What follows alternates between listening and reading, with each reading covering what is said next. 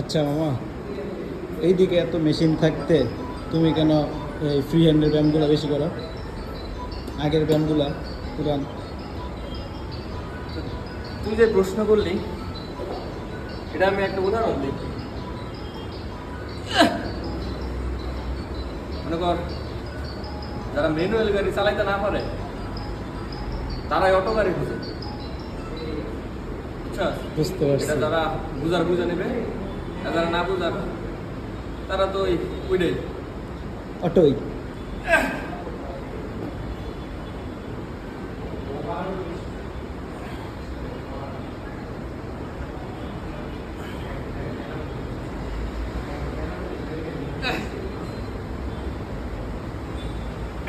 কাটবি না।